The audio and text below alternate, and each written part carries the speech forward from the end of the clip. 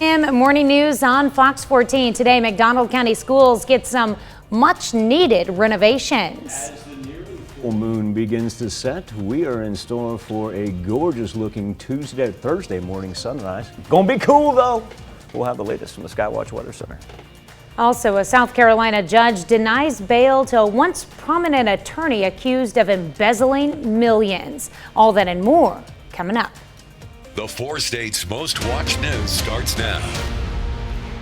Thanks for joining us for the KOAM Morning News on Fox 14. I'm Tanya Bach. The city of Joplin is asking voters to approve a use tax in the upcoming elections. A use tax is the city's sales tax applied to online purchases. Online retailers like Amazon currently only charge the state's use tax, but not the city's. City plans to use the funds to address issues identified in the city manager's recent listening tour. The city revenue stream is starting to flatten out. So when people have said, here are all these things we'd like to see, the city needs more resources than they have currently to do that. So proposition action is a use tax. A use tax is just like the sales tax in Joplin. It's exactly the same rate. The election is November 2nd. McDonald County Schools get some upgrades. Several improvement projects are completed across the district. Those projects include roofs, HVAC units, and awnings at the high school, Anderson Elementary, Southwest City Elementary, and Knoll Elementary. Officials say the renovations will provide a better working and learning environment. They'd have to walk through those elements, and what these awnings do is they keeps those kids out of the elements when it's raining or when it's nasty outside. They're able to go from one building to another and stay dry. In total, the projects cost the district $2.8 million. McDonald County High School theater season is getting underway, and Wednesday we got a sneak peek. The theater will kick off its season with Pygmalion, a comedy. That's coming Monday, but yesterday we got to check out the dress rehearsal. A lot of work goes into these productions, and the payoff for kids extends far past the stage. Amazing friends, teachers, supporters, family, everybody saying you can do this. You know, you have to build yourself up and just push past anything, because you can't get past anything in life if you just stay in fear. Again, you can catch the McDonald County High School Theater's production of Pygmalion, a comedy, on Monday. You can find their full schedule in the story on our website, KOAMnewsnow.com. A new event studio is now open in Joplin. Journey Through Slime on Wednesday hosted a ribbon cutting. The business offers a slime making studio for sensory focused events and an ice cream shop. You can come with your family and hang out, have fun, just chill. You can come and just eat ice cream. We have 5 kids between the 2 of us, so it's a fun family environment, and that's what we hope to bring to our community, is a new family experience. Journey Through Slime Event Studio is located at 2310 South Main Street in Joplin. Canadian food truck is getting creative with social distancing. East Coast Donair in New Brunswick is delivering meals using remote-controlled monster trucks. All right, the pair of vehicles are scale models. Food truck got the idea from a worker who owns a remote-controlled car. They hitched a trailer to the back of it, put the order on the trailer, and sent it to the waiting patrons. East Coast Donair, I guess that's what it's called, says their unique version of contactless delivery is a big hit with customers, especially the young ones. That's too cool. I wonder who's in charge of controlling it out there and getting it back. Look at it, she loves it. That's tremendous. That's a great idea, man. I just love the smile on those kids' faces when they saw that thing coming. Nope, you better make sure you got the parking lot blocked off well. And they got a camera on it to make sure if any of the packages fall off the truck that someone will come running out there and put them back on. That's good. Look at the kid in the back. I forgot my ketchup. I need my silverware. And I gotta explain to people why I do this when I talk to you. And folks, because Tanya and I socially distance, there's a camera right in my way. See, I don't need to do this because then I'm looking at the ceiling, and I try to look at it like that. There's a camera. Now right you can see me. Did you say that's in Canada? Yes. Cool. Yeah. All right, let's get to the 4 states. There's what's a day after. I don't want to say what's left. It's just a day after our full moon. The live look over 7th and range line as it descends down on the western horizon. You still got plenty of time to check it out. And when you do, I'd probably jack it up because it's a cool one out there. 44 degrees is where we stand in Joplin. We've seen our temperatures drop a good 2 to 3 degrees, but now that we're approaching sunrise, it'll officially be 7:32. This is a live look outside of Television City. We can begin to stabilize a little bit.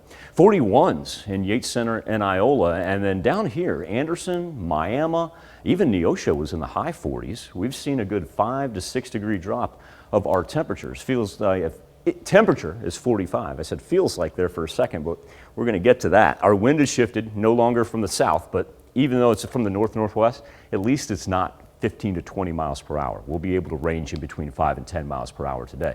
But we do have a little bit of a wind chill. Lowest point that we see is 37 is what it feels like, not only in Iola, but also too out to the east, Mount Vernon with a wind chill of 37, and Grove. That's a huge difference as far as what we're seeing in Grove temperature-wise, because earlier Grove was one of those that had a temperature of actually 50. It's not going to last long, however, because with the sunshine, we'll be able to stabilize and then warm back up. We're certainly not going to be as warm as what we were earlier this week. We kind of stopped there about in the mid-60s, and that's the result of the cold front kind of moving and settling over us. So as we get through Thursday, clear skies. Now Thursday, as we get toward sunset, here comes cloud cover. As we get towards sunrise on Friday, there goes the cloud cover. And as the cold front moves on the other side of the Mississippi, the sunshine on Friday is actually going to be able to lift us up back into the 70s. But here we go on Saturday. Saturday morning, early, formulates out to the west. Thunderstorm activity going to move, especially in a line across the central portion of the 4 states. Pockets of heavy rain. We'll get some thunder and lightning with it, and it's going to last probably late morning, early afternoon on the eastern edge of southwest Missouri. It's a result of our temperatures warming back up into the 80s, causes that instability, especially for this time of year, and then we're warm all through the middle of next week. All right. It's going to be a warm one. We'll have to get used to it. Up next, the latest on COVID vaccinations. It's official, you can now mix and match vaccines. I'm Laura Podesta with those details and an update on kids' vaccinations. And later, actress Selma Blair turns her MS diagnosis into a documentary. You're watching the KOAM Morning News on Fox 14. Thank you. It's official. The FDA has okayed mixing vaccines, and the Johnson & Johnson and Moderna boosters can now be used in addition to Pfizer. CBS News' Laura Podesta tells you what you need to know to keep you and your family safe from the coronavirus.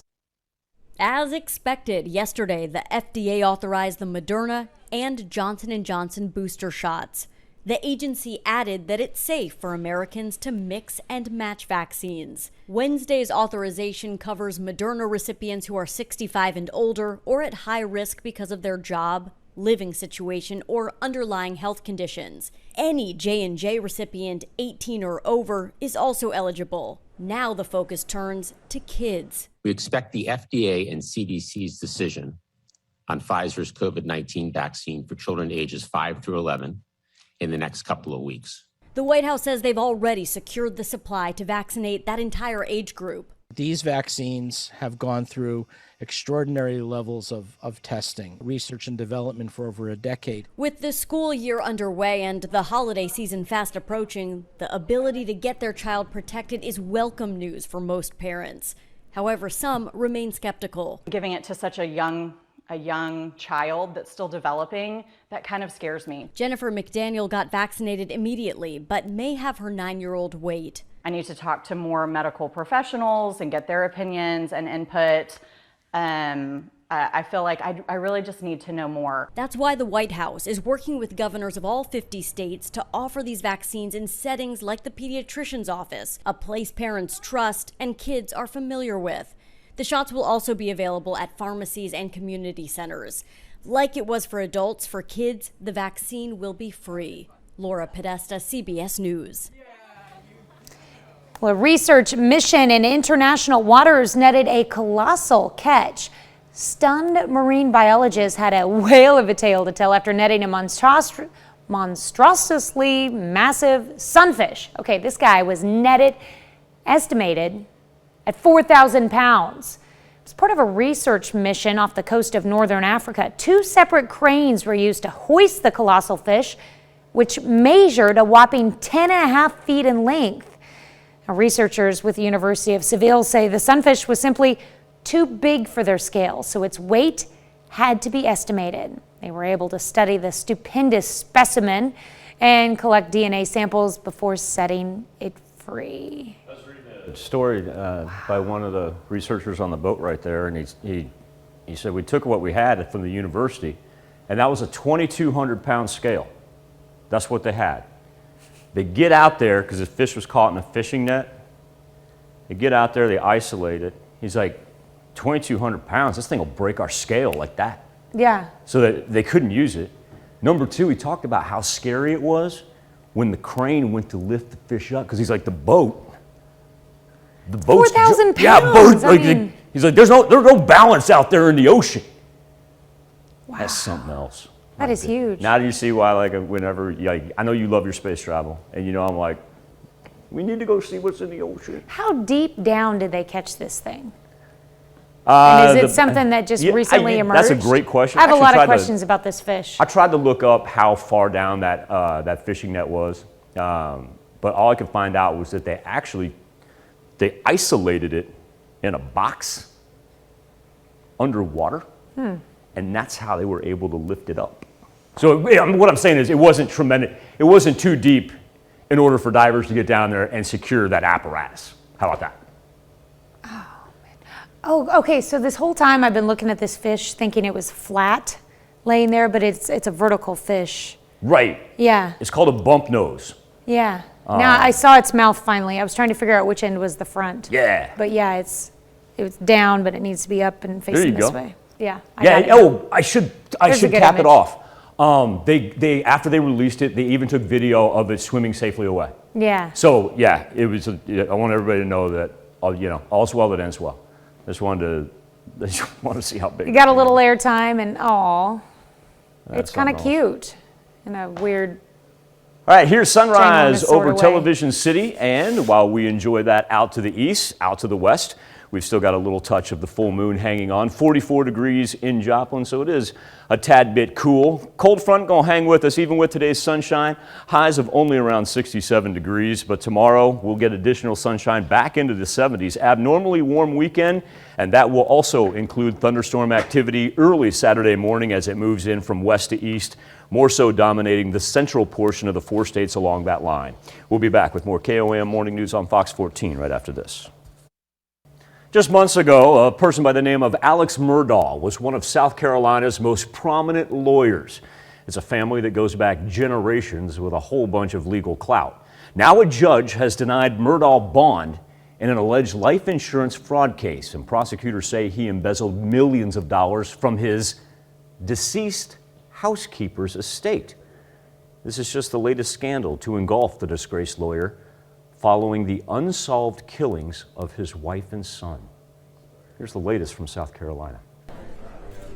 For the second time in the past month, Alex Murdaugh appeared in court shackled at the wrist and ankles to face another set of charges. This time, he's accused of stealing insurance money following the death of his housekeeper of 25 years, Gloria Satterfield. Stole money from the very family of the housekeeper that helped raise his kids.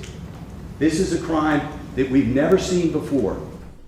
During his bond hearing in Columbia, South Carolina, the prosecutor and attorneys for Satterfield's estate laid out how Murdaugh allegedly used more than $3 million, most of which was intended for Satterfield's sons. He had been carrying a $100,000 credit card balance for months. That gets paid off. He writes 300 and some odd grand to his father. He writes a check for 610 grand to himself. He writes a check for 125 grand to himself. Not a dime goes to this family back here. Satterfield died in Murdaugh's home in 2018 after what was described as a trip and fall accident. At her funeral, the prosecutor said Murdaugh approached her sons to recommend they hire attorney Corey Fleming in order to sue Murdaugh. You heard that right. The sons, on Murdaugh's recommendation, would sue him in order to win money for their family. Fleming brokered a $4.3 million settlement from Murdaugh's umbrella policy. But they allege the family was not notified of the settlement, nor were they aware that Fleming was Murdaugh's close friend. Fleming maintains he was deceived by Murdaugh in a joint statement with his law firm.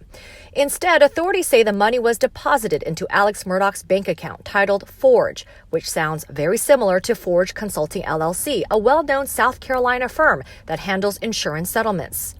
And it appears that this account was nothing more than an illusion, a fabrication, in order to create the illusion that these checks that he was getting in various settlements were going to a legitimate settlement consultant. Murdaugh was denied bond and ordered to undergo a psychiatric evaluation after attorneys pointed out his opioid addiction and alleged suicide for hire scheme. There is no amount of bond that the court can set that would safely provide protection to Mr. Murdaugh, to the community. Separately, the South Carolina Law Enforcement Division, or SLED, opened an investigation last month into Satterfield's death. It's just one of a half a dozen investigations connected to the Murdaugh family. In September, the 53-year-old was arrested and charged with insurance fraud, among others, after police say he tried to stage his own killing to collect $10 million of life insurance for his surviving son. In June, Murdaugh's wife and son were found shot dead outside their family estate. One of his lawyers last week told CNN affiliate WHNS that Murdaugh is a person of interest in SLED's investigation of their murders. We reached out to SLED, and they are not commenting on the matter. That investigation led authorities to reopen a probe into the 2015 unsolved death of 19-year-old Stephen Smith, found dead on the road in Hampton County. There's no evidence that he was involved in any untoward act towards Gloria Satterfield in terms of her falling down the stairs or Stephen Smith. There's no evidence whatsoever.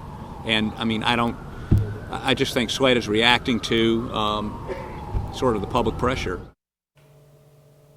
Be back with this morning's four-state hero right after this.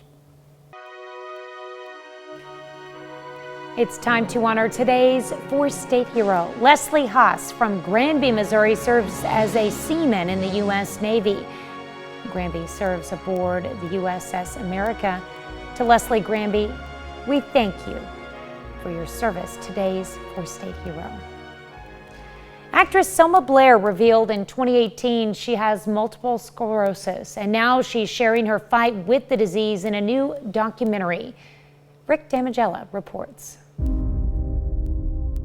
I always thought I was on a reality show, like I was in a documentary, but only God would see it and disapprove. Introducing Selma Blair candidly reveals the actress's fight against multiple sclerosis. It was the onset of MS, which is just a symptom of a really unhealthy immune system. People will write your story if you don't. And while I didn't write this story, I showed up and surrendered. I was told to make plans for dying, not because I have MS, because I'm fighting MS. She was going through something so intense, but she was completely willing to let us be there for all of it. You know, nothing was off limits. I'm sick today. The options ran out. A stem cell transplant is the thing that's gonna help me, if anything will. The film documents Blair's stem cell treatment. More than 2 years later, she is feeling the effects. It's right now that I'm starting to really go, oh wait, I have like a little heartbeat in me that feels different than the same heartbeat that I've kind of slugged along with. It could be a mess, but I'm really doing well right now. I really am, and no, it's not perfect. And that's what it is, and I am very grateful. Everything beautiful that I've known, that I've encouraged other people, will it be true for me too?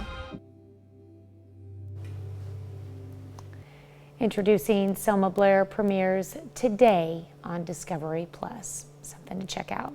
Another half hour of news and weather is just ahead. Coming up on the KOAM Morning News on Fox 14. California's homeless crisis may have a little help on the way. And the nationwide rent rose 0.5%. What that can tell us about the health of the economy. You're watching the KOAM Morning News on Fox 14. We'll be right back. Four States Most Watched News starts now. Back to the KOAM Morning News on Fox 14. It's currently 7:29. Let's take a look at today's top stories. Starting Sunday, Southeast Kansans and Southwest Missourians will have to use 10-digit phone numbers to make calls. Last year, the FCC approved 988 as the abbreviated number for the National Suicide Prevention Lifeline. That means any area code that uses the 988 prefix in telephone numbers is mandated to adopt 10-digit dialing. That includes the 417 and 620 area codes. So when you make a call to one of those area codes starting Sunday, make sure you include the area code or that call will not go through. The Women, Infants, and Children's program in Missouri is increasing the cash value benefit on some products. The program announced Wednesday that the benefit from fruit and vegetable purchases would increase to $24 a month for children, $43 a month for pregnant and postpartum mothers, and $47 a month for breastfeeding mothers.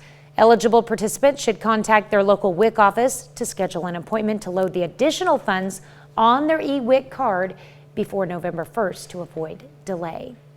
McDonald County Schools get some upgrades. Several improvement projects are completed across the district. Those projects include new roofs, HVAC units, and awnings at the high school, Anderson Elementary and Southwest City Elementary, and Knoll Elementary. Officials say the renovations will provide a better working and learning environment. They'd have to walk through those elements, and what these awnings do is they keeps those kids out of the elements when it's raining or when it's nasty outside. They're able to go from one building to another and stay dry. Total, the projects cost the district $2.8 million. McDonald County High School theater season is getting underway, and Wednesday we got a sneak peek. The theater will kick off its season with Pygmalion, a comedy. That's coming Monday, but yesterday we got to check out the dress rehearsal. A lot of work goes into these productions, and the payoff for kids extends far past the stage. Amazing friends, teachers, supporters, family, everybody saying you can do this. You know, you have to build yourself up and just push past anything, because you can't get past anything in life if you just stay in fear. Again, you can catch the McDonald County High School Theater's production of Pygmalion, a comedy, on Monday. You can find their full schedule in the story on our website at KOAMnewsnow.com. Special Olympics Kansas on Wednesday hosted a bocce ball match in Columbus. This was unified bocce. Special Olympics athletes and students without intellectual disabilities took part in an effort to create long-lasting bonds between the kids. Out, in central, all around Kansas, there's a lot of unified schools that compete with unified. So I'm just trying to grow in Southeast Kansas. So I'm trying to just get more schools involved. So hopefully I can talk to more administrators and special ed teachers to try to get this happen. Wednesday's bocce games were played at the community fields in Columbus. A new event studio is now open in Joplin. Journey Through Slime on Wednesday hosted a ribbon cutting. The business offers a slime making studio for sensory focused events and an ice cream shop. And hang out, have fun, just chill. You can come and just eat ice cream. We have 5 kids between the 2 of us, so it's a fun family environment, and that's what we hope to bring to our community, is a new family experience. Journey Through Slime Event Studio is located at 2310 South Main Street in Joplin. Well, some history buffs have the chance to learn about one of the oldest cemeteries in Jasper County, Missouri. Peace Church Cemetery will be open for tours this Saturday. Focus will be on its beginnings, pioneer and local history, veterans of wars from the Civil War to Korea, the Battle of Carthage, and some other histories. The very first people that came through here off of Turkey Creek and where they crossed on Turkey Creek, we'll talk about some of the pioneers that actually started in this area, some that were actually moved here. There will be 2 tours at Peace Church Cemetery on Saturday, one at 10 a.m. and the other at 2 p.m. Tickets are $12 per adult. Another Oklahoma Republican is leaving the party to take on Governor Kevin Stitt. Former State Senator Irvin Yin, an Oklahoma City doctor, announced he will run as an independent. Dr. Yin is the second GOP elected official to leave the party. Republican State Superintendent Joy Hoffmeister announced earlier this month she was changing her party affiliation to Democrat and planned to run against Stitt. Yin said Tuesday that the Oklahoma GOP has left me. He says he disagrees with the state party's opposition to mask and vaccine mandates and the position of some party officials that the 2020 election was stolen from former President Donald Trump. Royal Caribbean is offering a 274-night cruise, good gracious, that reaches all 7 continents. The company is calling it the Ultimate World Cruise. It's on the Serenade of the Seas vessel with a sail date in December of 2023. The voyage includes 65 countries and 11 wonders of the world. For the first week of sails, only Royal Caribbean members with elite status can buy tickets. But it doesn't tell us how much those tickets are, does it? No, but I have a proposal, Michael. What if we set up a green screen, set up a little studio there, and went live every morning? You'll tell the brass I'm on board. Every morning from the ship. Tell the brass, let's do it. Track it. Let's do it. We found out we're making headway in Eastern Europe with our visitors. Let's take to the 7 seas. Let's take you on birthdays across the world. We could do reports from different continents and countries. And I end up looking like Johnny Depp as a pirate doing weather. How about that? Live look outside of Television City, Tanya. Earlier, I mean, just a matter. Was that a bird? What in the world was that? Marcus, go make sure like Alfred Hitchcock hasn't started the bird attack outside Television City.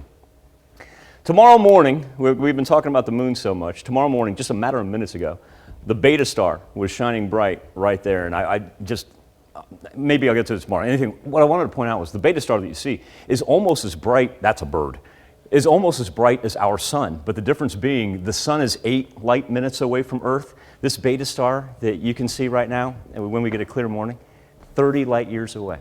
30 light years away, and yet there it was, bright as could be, minutes ago, before the sun decided that, and the birds obscured it. And there's what's left of the full moon over 7th and Rangeline. You can still get a good look at it as well. 44 degrees in Joplin. It is chilly out there. Grab a jacket for you and the kids.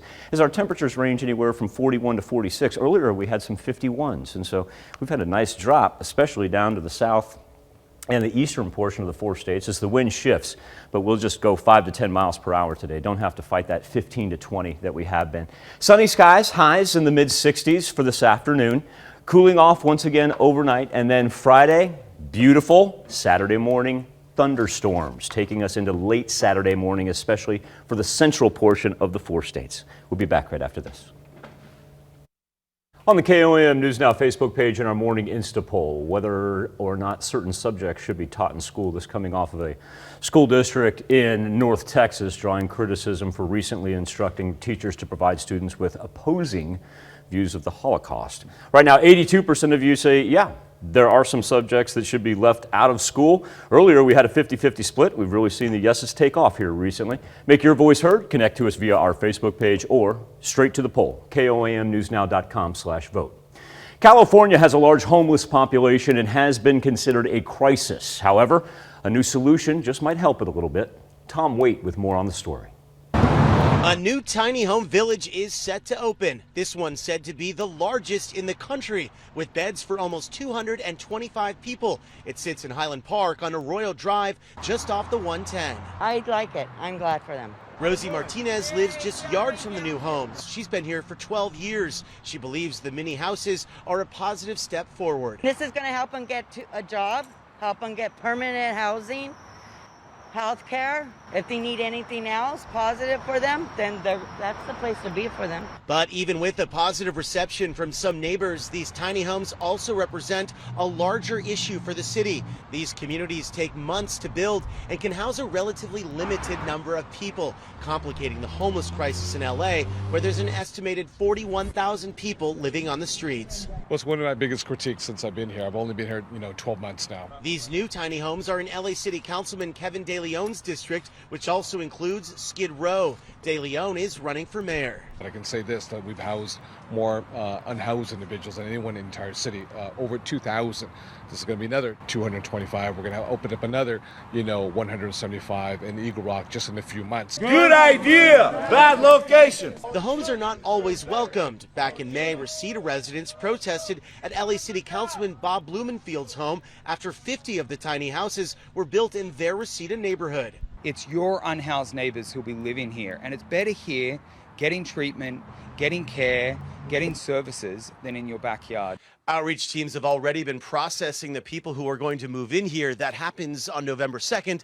The total cost of this village was around $5 million. We'll be right back with more KOM Morning News on Fox 14 right after this. Last month, nationwide rent rose by 0.5%. It sounds small, but it's the fastest pace in about 20 years. Jordan Freemstad looks at what rent prices can tell about the health of our economy. The Bluffs and Mississippi River exists a photogenic community. I love living in La Crosse. You can also picture the nation's current economy in this valley. We've seen rent prices increase from around 2 to 3%, which doesn't sound like a lot, but it adds up pretty quickly. UW La Crosse Associate Professor of Economics Adam Hoffer says inflation is above 5%, a mark where economists pay attention. What that means is that prices are rising really fast. Wages rose too, but not at consistent levels across all professions. Stagnant wages tighten financial stress on people when rent rises. It's going to be harder and harder to make all of the payments. Between 2019 and 2020, the income for full-time workers increased 6.9%. In the meantime, since January of this year, one metric found rent nationwide spiked 16%. Sometimes the housing available doesn't meet the needs of the working population. Adam would know, he is a landlord himself. He says renters need more options. It's not always easy to build that. Building code regulations can make investing in rentals expensive. Adam says investors also face pushback from neighborhood associations. It's not a popular idea. Where NIMBYism exists. So, a lot of this is us dealing with ourselves, not in my backyard, right? It's hard to find new places because La Crosse is sandwiched inside this valley.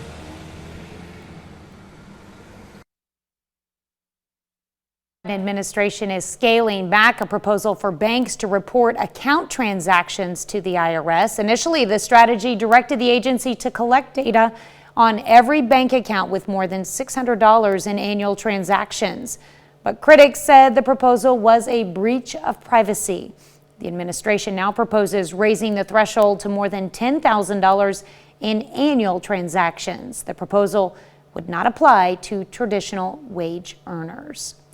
A trend in Google searches could mean good news for the economy, jobs. Now that those extra unemployment benefits have been cut off for the first time since March of 2020, job has overtaken unemployment as a search term. According to data from Google Trends, the number of Americans Googling unemployment peaked at the end of March of 2020, when the pandemic shut down the U.S. economy and had been hovering above job searches until mid-September of this year. We'll be right back with more after this, but first, let's take a look at the market prices before the opening bell.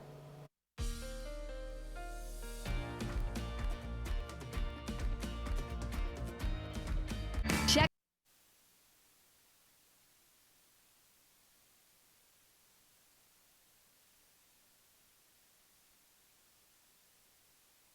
Brazilian senators have recommended President Jair Bolsonaro be charged with 10 crimes, including crimes against humanity, alleging it was his reckless mismanagement of the COVID-19 crisis that led to the deaths of hundreds of thousands of Brazilians. A Senate commission investigating the president officially presented their report on Wednesday.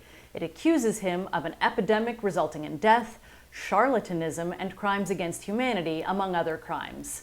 More than 600,000 people have died of COVID-19 in Brazil, the second highest death toll in the world.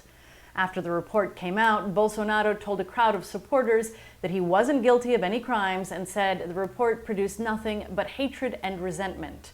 He said, "We know we did the right thing from the first moment." The document, produced after 6 months of testimonies and allegations, also recommends charging another 65 people of crimes, including current and former health ministers and 3 of Bolsonaro's sons. It's not clear that the recommendation will actually lead to any criminal charges, however. The commission's senators are expected to vote on the final report next week, and if approved, the document will go to the Attorney General, who's considered an ally of Bolsonaro. Nonetheless, the inquiry has already taken a heavy toll on Bolsonaro.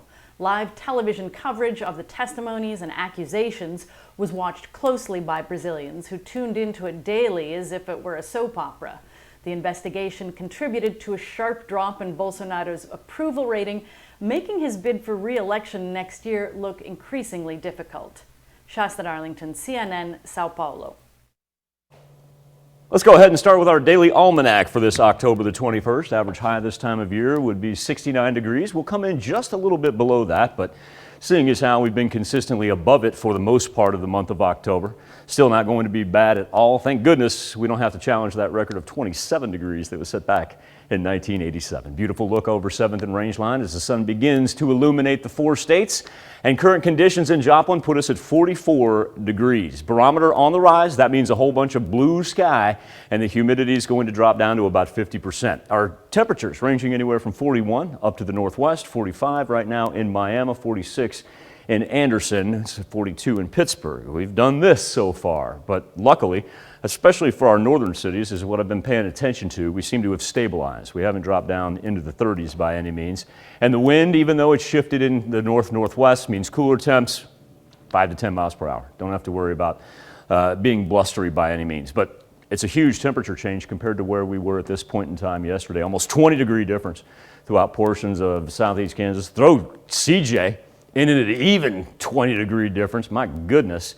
And then we've got high teens, including 19-degree difference in Carthage. Skywatch storm tracker, though, like I said, with the high pressure, clear and calm as can be. When we look at what the cold front has done with the color contour, now just about made its way all the way through the Sooner State, clipping northwest Arkansas as well. Tremendously cold in the upper plains compared to what we've been having in most of the thunderstorm activity, riding the jet stream up toward the Great Lakes. What that means is that low pressure system, while it dropped down to just about El Paso and then made that kind of arc up to Chicago, the cooler weather will now penetrate through the southeast. And while our temperatures will only be in the mid-60s today, remember, that's really right on par for where we should be. And luckily, look at this line right here. Those are all frost advisories, freeze warnings, the whole nine. Certainly could be much worse. Our afternoon planner is going to lift us up. We'll see 65, 66s up there. And this is kind of interesting because as we approach sunset on Thursday, our clouds develop, and then as we approach sunrise on Friday, we're going to clear back out. Friday is going to look absolutely great, up into the 70s. Now, by the time we get into Saturday, this is where we'll see thunderstorms develop out to our west. As they roll through for early Saturday morning, we got some bouts of heavy rain in there with thunder and lightning. It's going to be probably early afternoon before they push out of southwest Missouri. Temperatures are an indicator of why that instability exists, as we'll be abnormally warm, not only through the weekend, with additional rainfall coming Saturday night into Sunday morning. We'll be back and wrap up this edition of the KOAM Morning News on Fox 14 right after this. Welcome back to the KOAM Morning News on Fox 14. Here's what's happening today. The FDA paved the way for millions more Americans to increase their protection from COVID-19 by authorizing the Moderna and Johnson & Johnson booster shots. The FDA also said any approved booster is okay regardless of which shots were initially given. The FBI announced the discovery of suspected human remains and some of Brian Laundrie's personal belongings in a Florida wilderness park. The FBI did not say whether the remains might be Laundrie's. He is the sole person of interest after his fiancée Gabby Petito disappeared and was found dead last month in Wyoming. And today, the House is expected to hold former Trump advisor Steve Bannon in contempt of Congress. Lawmakers are set to vote on sending a contempt referral to the U.S. Attorney's Office for refusing to cooperate with the investigation into the January 6th insurrection. It's still not clear if the Justice Department will eventually pursue the case against Bannon. Let's check in with Michael with a final look at your forecast. Get a little warm up here in a little bit, make it up to the mid-60s. Friday, even warmer. Remember, Friday night, early Saturday morning, thunderstorms move in from the west.